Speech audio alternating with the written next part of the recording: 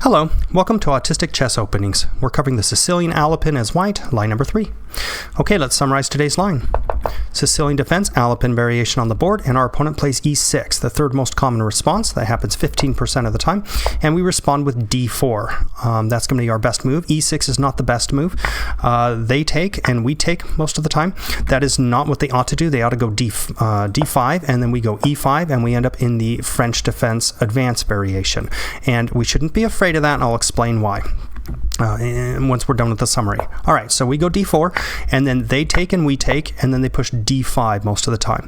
And then we go e5, and we end up in the French Defense advanced variation with a better line. The c pawns have been traded off. All right, so that's the most common continuation. Knight c6, almost 2/3 the time at this point. We go knight f3. Okay, now at this point, knight at g to e7 is their only good move, and it's played 29% of the time, and anything else is poorer. And if you look at higher ratings, the majority of them are going knight at g to e7, and we have something special in mind for that. We're going to uncork h4. This happens 1/4 of 1% of the time. It's a very rare move, and I will go into the explanation on why this move is so good after the summary. So, we go h4, they go knight f5, 59% of the time. They really need to go queen b6 here. It only happens 15% of the time, and even if they do that, we will make sure that the likelihood of them finding the right path is as low as possible. So they go knight f5, and now we punish them because that's a blunder. So we go g4. They go back to e7 most of the time. Another inaccuracy. They need to go to h6. That's counterintuitive. They only do that 18% of the time. So we drive that knight back, and then we push h5. All right. So as soon as that knight goes over there to e7, we're going h4. They go to h5. We attack it. It goes back. We go h5. All right. At this point, the most common continuation is for them to meet our pawn with h6. So they go meeting our pawn. As soon as our pawns meet, we go knight c3. Bring our knight out at that point. Then we're going to see a couple bishop moves onto the d file, and then we're going to see a queen and king move. So here's the bishop moves. Bishop d7, bishop d3, queen b6, and then we uncork another rare move, king f1. Top engine move, hardly ever played, extremely rare. It takes the number of games from 124 down to 3. There's only 3 games that played this move. It's very strong, and I will explain what's behind it, at least what I can see from my mapping. So at this point, there were only 3 games of data. All 3 of them took the pawn in the middle. I think that's the most intuitive move at this point, and and it's a blunder, and we're going to punish it. So we pin that knight, and now we see that the knight cannot take our knight with check because our king moved, and if it had castled, they would be able to take it with check. And if we hadn't castled, they would have taken it with check. But by going king f1, they can't take it with check. So it's now pinned, and they can't get away with it. So at this point, they're going to lose that knight if they don't back it up. So we're going to follow the line where they try to back it up to make sure we get our material back out of it if they try and take that pawn in the middle. So they go knight to knight at E to c6. Backing it up, and now we're going to choose knight b5 as our move to put more pressure on it. Now we have 3 attackers on it, and he has 2 defenders, so he needs another defender, bishop c5, to try to hold it, and then we play b4, and then they're going to lose material.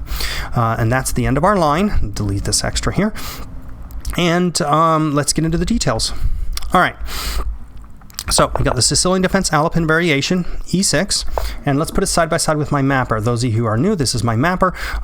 These are pre-calculated Stockfish 18 engine scores. Stockfish 18 is the best chess player in the world, and these are calculated ahead of time. Such that as you step through, you see it recalculated and then recalculated and then recalculated. So each time you step through, you're getting a more and more accurate assessment, and it's to the same depth each time. These scores are all comparing apples to apples. Positive means white's ahead, negative means black's ahead. All right, so they play e6.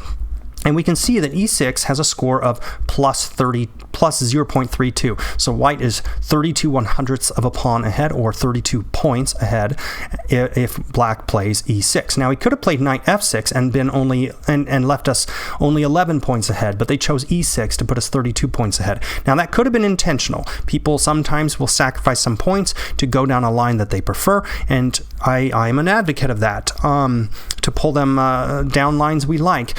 And you'll hear me say in all my videos, well, almost all of them, that initial score, initial engine strength of your opening is insignificant compared to, I mean, like, it matters, but it is not the dominant factor on whether you come out of your opening with an advantage. What is the dominant factor is how much bigger your book is than their book.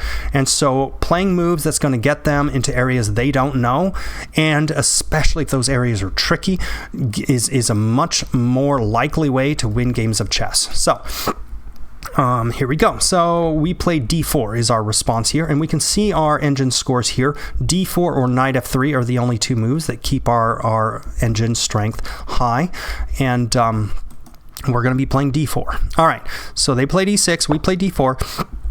And we can see that 52% of the time they trade pawns here. And we can see that over here on the right, so we got what's common on the left, we got what's powerful on the right, and doing this side by side with it pre-calculated like this so that we can explore chess is a very powerful way to map openings. You don't have to be a strong player to find extremely powerful lines using the best chess player in the world to prepare this stuff with.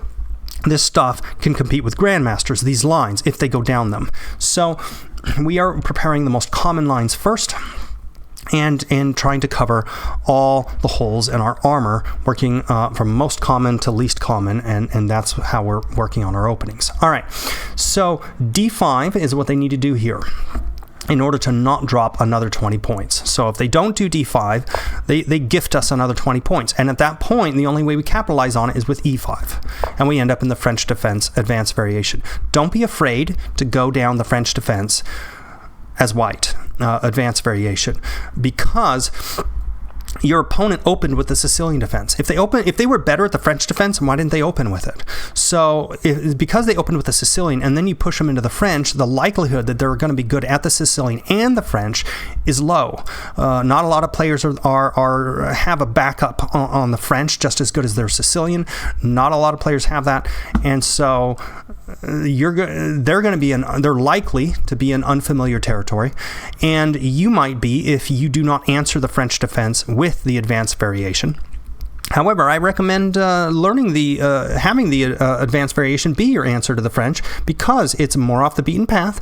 That makes it more obscure. It's less popular, and yet its strength is right neck and neck, just barely behind the other top continuations. And so you end up sacrificing a tiny bit of engine score to get a lot more obscurity added. And that's one of the 4 qualities I care about. I care about engine strength. I care about trickiness. I want their bad moves to look good and their good moves to look bad. I want to pull them down lines where they're highly likely to mess that up, and we can see that when we see the likelihood being very high when the strength is very low, and that's why it's real important to have strength and likelihood and side by side like this.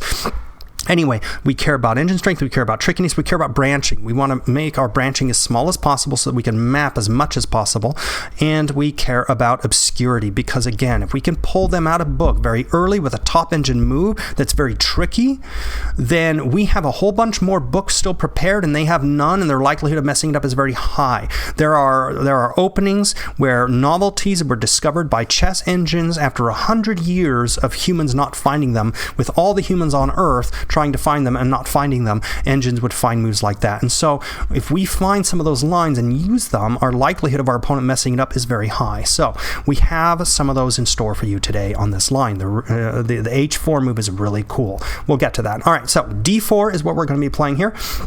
And they need to respond at this point with d5 or they're going to drop more points. So what's the likelihood that they know they're opening at this point? It's getting less likely because they already played the e6 move, which is less strong, and maybe they chose that. But then we push d4, and now they need to push d5 to keep the strength up. But now they choose another inferior move with c takes d4. So they take and we take. There are still some high-rated players on here, though, if we turn the rating up really high, that do choose this line. So we need to be prepared. So maybe they still are in book and know what they're doing, maybe not. All right, so here's our position here. We got 2 center pawns, and now the most common move is to go d5 here. And that is one of 2 top engine moves in this position for them to not drop even more points and get an even worse position. So they need to do something about the center we have here. D5 or knight C6. D5 is by far the most common response, so they go D5. And now, if you take a look at our options, we need to take all that advantage we've been gaining and flush it all away or play E5. So we have to go into the French advanced, but with the C pawn gone, which is a much more favorable version of the French advanced. All right. So we play E5, and now we can see our score is in a nice, comfortable 50 points ahead. We've got a good lead here. Now, from here, in typical French defense fashion, 2/3 of the time they go knight C6. Almost 2/3 of the time, and so we're going to prepare for that move, and we're going to hit it with knight F3. Then we have several options there, but knight F3 is the orthodox way of handling it, and we'll be doing the orthodox so far. But now take a look at the engine scores on the side. We have 3 common moves that I've marked. See, I can mark or unmark any of my moves here. I marked these 3. These are common: knight at G to E7, bishop B4 check, and queen B6. Those are the 3 common ones, common being 10% or greater, and here they are on the side. And knight at G to E7 is 29% of the time, which means 71% of the time they're playing something else. And if you look at everything else, they're 80 or more. It almost doubles our score. So I think these are going to be mostly the lower rated players. 1700s and 1800s. Okay, so this is a favorable line to go down. Knight at G to E7 is the only way they prevent us from gaining a lot more score here, and they need to be playing that, and we have something special in store for that. H4. All right. Sorry about that. All right, so still got some sniffles. All right, let's quickly cover this move here. So we got knight, and so at this point we have a number of possibilities.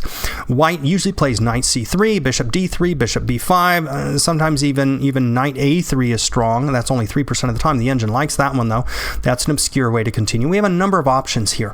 In almost every one of these lines, most of them anyway, they're going to be responding with knight F5. So if we go knight A3, for example, knight A3. Knight F5 is 70% of the time they respond with that. If we go knight C3 here, 56% of the time they go knight F5. Knight F5 is the most common way to continue against knight C3 and knight A3. And in fact, many moves, in almost all our moves, except for something like bishop B5, then they do bishop D7 the most. But knight F5 is still there. So knight F5 is a very common move that they're planning on doing next. They just brought their knight to E7. They're going to F5. They're going to put pressure on D4. We're going to hit them with H4. And right now you have 2 million games in the pool. And after you play H4, you only have 5,000. That is 0.25% of the time that H4 is played. Less than 1%, 1/4 of a percent. This is extremely rare. But if you come look at it, it's one of the top engine moves. But it's not the top engine move. It drops. I mean, if you look at the top engine moves, they're around 50, and H4 is more like 30, and then goes down to like 20 if we go down the chain.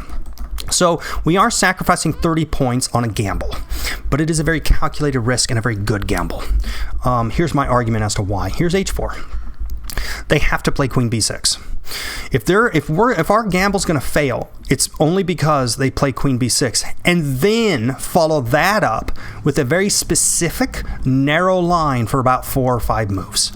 So they need to do this very, very carefully, very, very accurately down a line that only occurs 0.25% of the time. The likelihood of them knowing this is extremely small.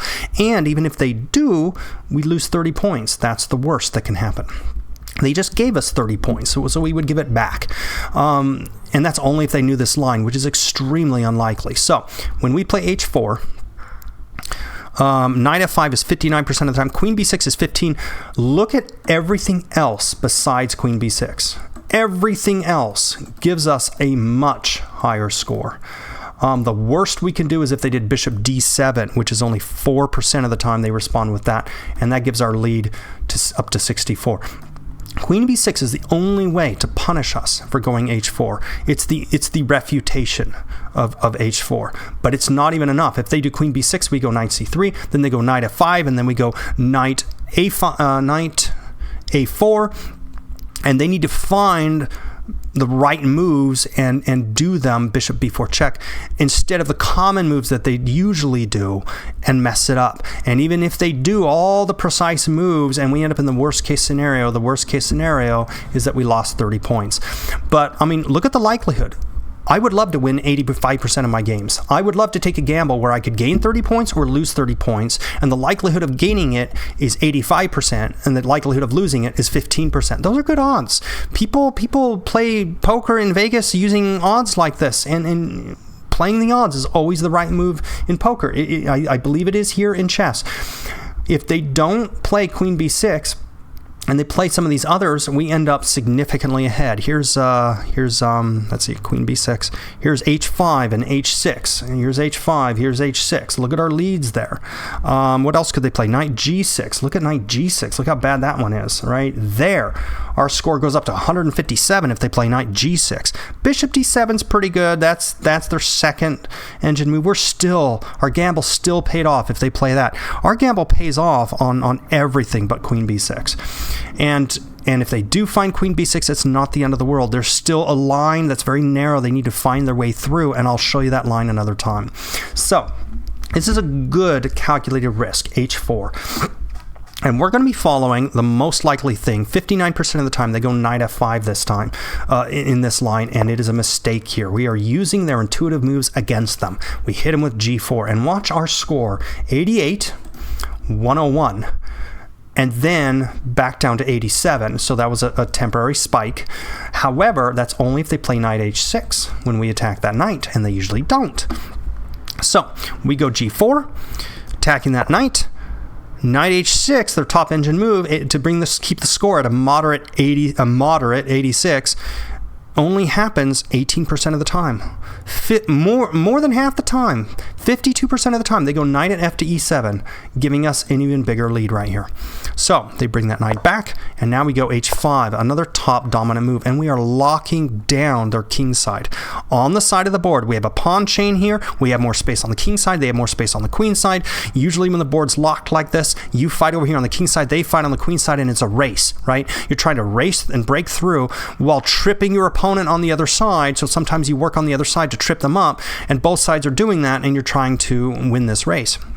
So, but in this case, they are giving us this massive head start of locking down the board on the king side so that we can then mobilize on the queen side and lock that down and end up dominating the entire board. So let's watch that play out. h6 is the most common response from here. Not a top engine move, another inaccuracy. Here's their three common moves.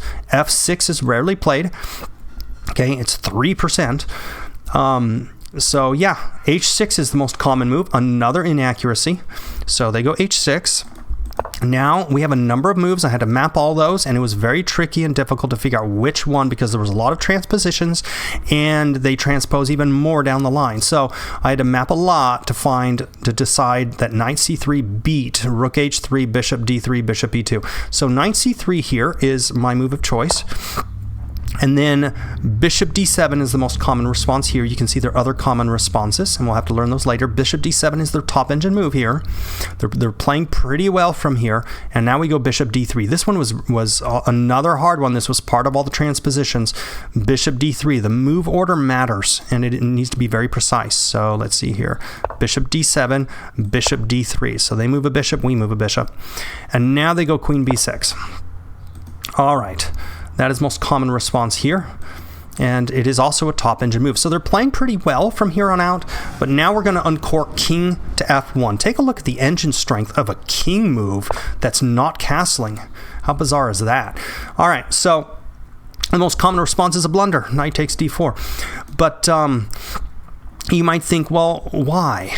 I mean, yeah, it stops the check. Why don't we just defend that pawn by backing off the bishop or something? Why mess up castling? Well, what's the purpose of castling? To tuck your king away safely and to get your rook into play, right? So the center of the board's locked up. You can defend your king in a castle position, Or you can defend the center of the net in a tennis match and stop the ball from getting over and hitting, your king side that way. The center's locked up. The only way they're going to be able to get to your king is either through this queen side with their pieces over here, which we have more dominant, more pieces over there than they do, or the king side, which is completely locked down. It's very, very safe on our king side right now. There's nothing that can break through, really. And you might think, well, but doesn't this lock the rook? That's the other thing, is get the rook to the other side. Well, how many pieces do we have that we can put time into if when it's our turn to start mobilizing, right? We got this rook over here, we got this knight, this bishop, this queen. Every piece on the board can be activated except for that rook in the corner. The rook can wait. It doesn't need to come out now. The other pieces can be worked on instead. And you'll often see this as you're going down engine lines. You'll see certain pieces of the board just sit there for a while because they get locked in on purpose to pick a top engine line. Then the engine will develop all the other pieces and they'll leave that one locked up, and then they'll get that piece out at a much more convenient time. And sometimes it doesn't even come into play in the fight at that for a while, and it's not even important, and it can just be reserved to the end. Having 90% of your pieces mobilized and just have one sitting in the corner is perfectly fine. And it's not like it's hard to mobilize. King G7, and then the rook comes out, because the king has all this space over here that's perfectly protected and safe because he's locked down the entire king side, and the queen side is the only way the black can get over to him. And so the king is in no danger whatsoever. Plus, in some of the lines, the rook can go to h3 and come out that way once these pieces start, trading off and stuff. So the king f1 is a surprisingly resilient and strong move here. All right, and it helps protect the center tactically here. So we'll see. We'll go down the most common line, knight takes d4, and we'll just have to figure out that's a blunder. And if they don't do that blunder, we'll have to figure out how to proceed in the future with some of these other moves. Knight a5 they might play. So right here on the right, knight takes d4, there's the blunder. Here's the other moves that they ought to play. Okay, knight a5, a6, knight b4, knight c8. But we only have 3 games of data here, and all 3 of them saw knight d4 and thought it was a good move. So we're going to just learn that line and worry about the others later. Go down this line, figure out if people diverge and don't take that pawn. Figure out what they do and figure out how to respond to those by mapping that one deeper. Or I will. If you get the games in here on Lee Chess, they'll show up if you play down this line, and I can map it deeper. So anyway, they take that knight. And now they cannot take our knight with check because we moved our king over, so we can pin that knight. So we go bishop b3. Here's knight takes d4. Here's bishop b3. We're now 300 points ahead, and only if we pin their knight now. And now we've got knight at e to c6 as their top engine response. Back that knight up. Here's knight takes f3, of course. They lose their queen. That's bad. But knight at e to c6 is almost as bad. It's surprising that losing their queen, defending that knight is up there with losing their queen. That's because they can get 2 pieces for that queen.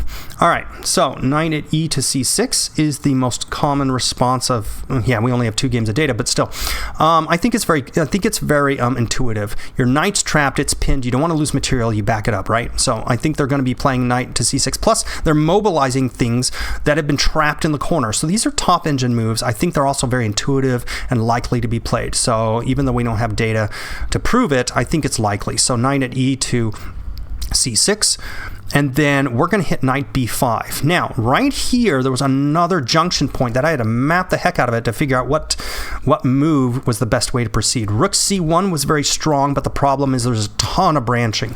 Knight takes d4 was a little bit weaker. And it ended up, just trading off a couple of the knights and then continuing with the pin idea. Rook to b1 was a little bit weaker and a lot of branching. So I ruled them out, and it turns out knight b5 is beautiful because that score, we can see we're between 300 and 330. And we're going to take that all the way up to 350. Very, very likely. Why? Because knight b5, take a look at this. The only way they keep our score on the low end is to sack their queen.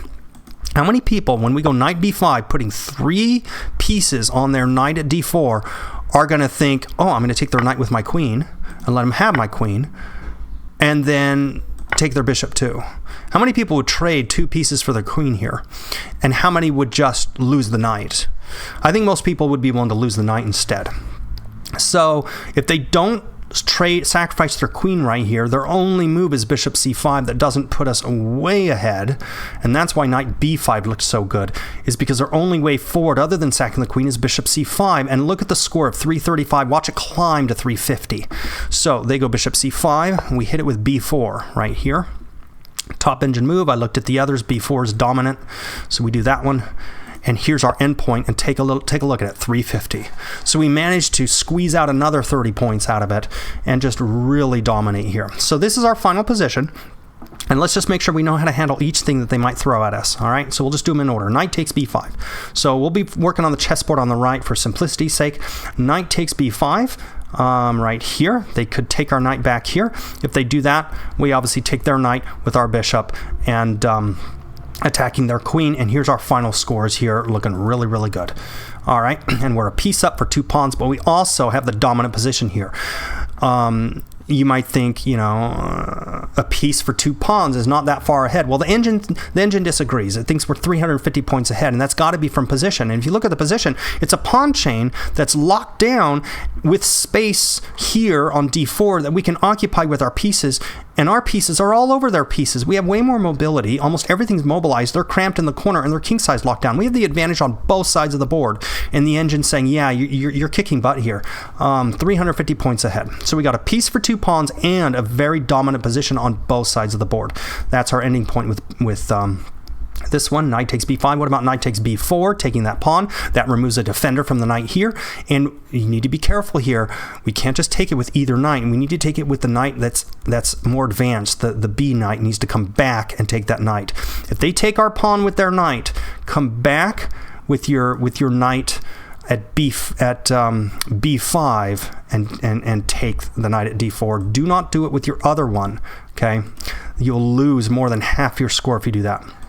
Okay, so that one's covered.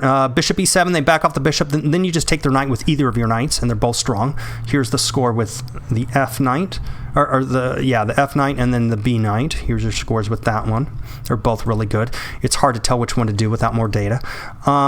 If they have their bishop take their pawn, again, they're leaving the knight uncovered. But then again, matters which knight you take with. You do again with the more advanced one. The knight on b, not the knight on f, comes back and takes. So, and then we've got, of course, knight takes f3. Then we just bishop takes c5. And their queen is pretty much, let's see here, trapped. Yeah, it can't even go to a6 or we'll fork it at c7. The queen can't go anywhere but d8. And if they go queen d8, their score goes from 530 down to 844. They need to sacrifice their queen here at this point to keep their score not too bad. See, queen takes b5 there is their top move. How many people do that? How many are going to try and avoid losing their queen by going queen d8, and then you go knight d6 check, and now their king has to move into the line of fire of your bishop, and then you could do a discover check and pop their queen off. So yeah, they're down. This is a dominant position here to end on. And there's all the moves that branch off from there, and I hope you found this useful. And until next time, thank you.